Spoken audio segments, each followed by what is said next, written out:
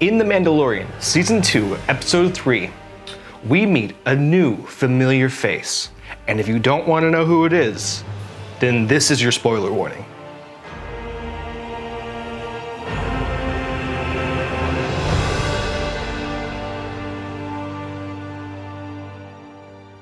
After Dyn Jarren, the child, and the Frog Lady's close encounter with the giant spiders on the ice planet, our heroes limp the Razor Crest back to the estuary moon of Trask. In a sweet moment, the frogs are reunited to have their children.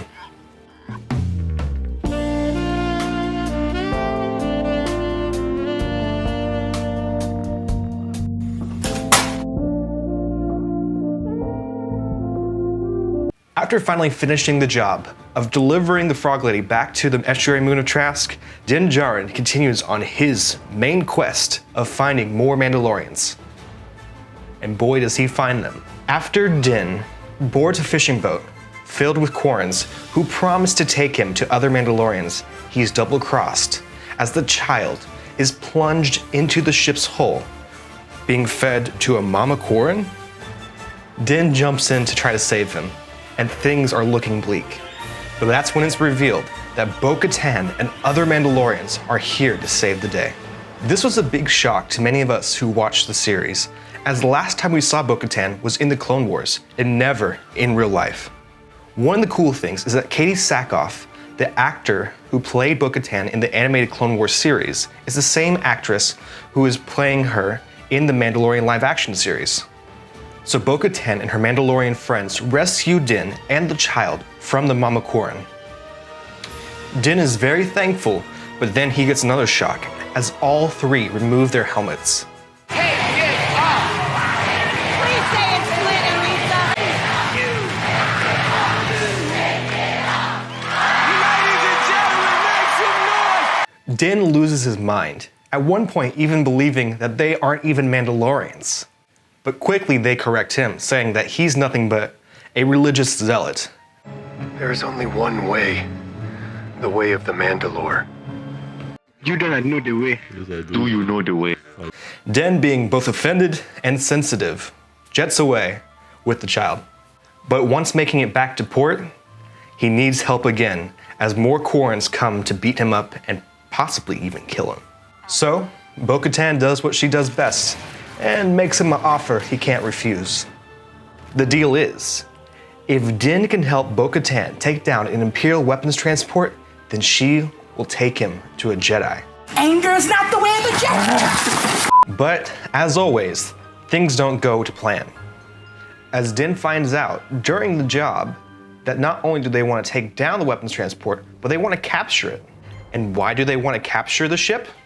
Because Bo-Katan is after the Darksaber. So who has the Darksaber and why?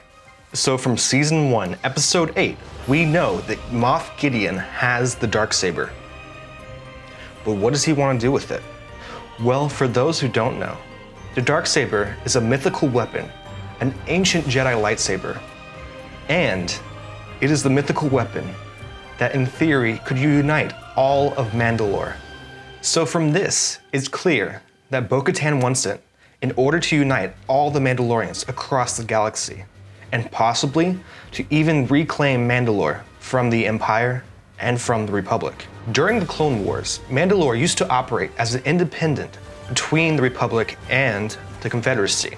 But during the Galactic Civil War, it was taken over by the Empire. And now it's time to reclaim it. Moff Gideon, on the other hand, has a very different goal. So what does Moff Gideon want with the Darksaber?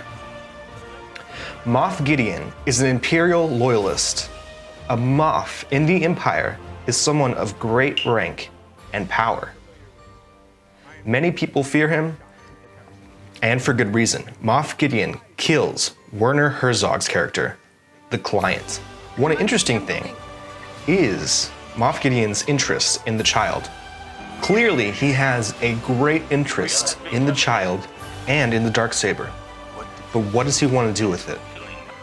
What's clear is that the child is of great importance to the Empire, possibly because he has force powers.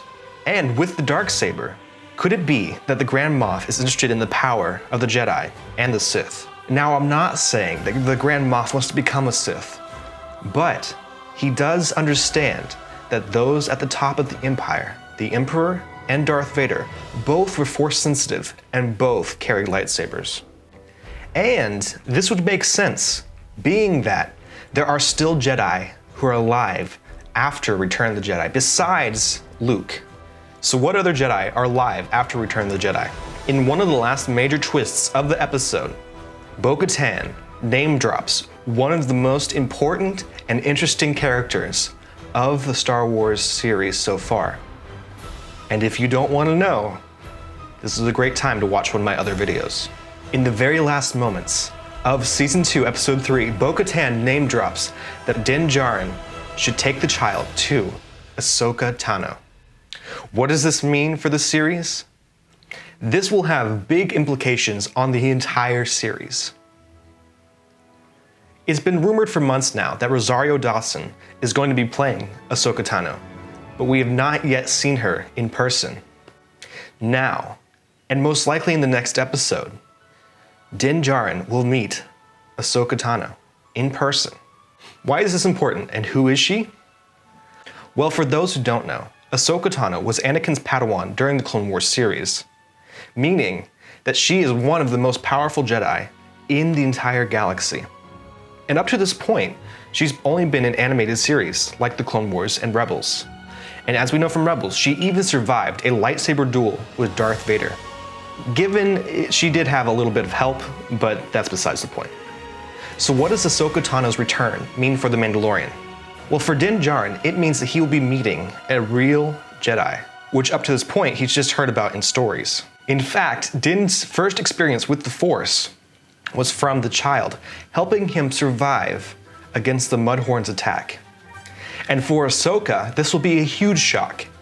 As for her, she was a pupil of Master Yoda. So what will happen when someone who studied under Master Yoda meets another of his species? But because it's so early on in the series, there is so little to be known. Will Ahsoka be able to train the child as a Jedi?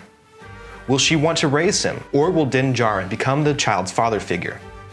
Let me know what you think down in the comments. One thing I think will certainly happen is a lightsaber duel before the end of this season, either between Ahsoka and Moff Gideon, or the mysterious character we saw in this episode, who most people think is a Jedi. But that's not even certain. So who is this mysterious character we see in this episode of The Mandalorian wearing a Jedi-style robe? So my theory is that she is not a Jedi and not a Sith, but possibly an Inquisitor. Imagine after the fall of the Empire, what happens to all the Inquisitors who are no longer needed to hunt and track down Jedi? Will they continue to be loyal to the Empire? Will they want to become Sith? What will happen? As we know, Darth Vader and the Emperor have used Force-sensitive, Sith-like Inquisitors to kill Jedi. But after the fall of the Empire, there's no leadership. There's no reason for them to continue to fight. So left to their own devices, what if this character is someone who's after the child in order to learn the ways of the Force and or train them to be a dark side Force user? Guys, thank you so much for watching. If you like this video, then please share it. Also be sure to subscribe, and as always, may the Force be with you.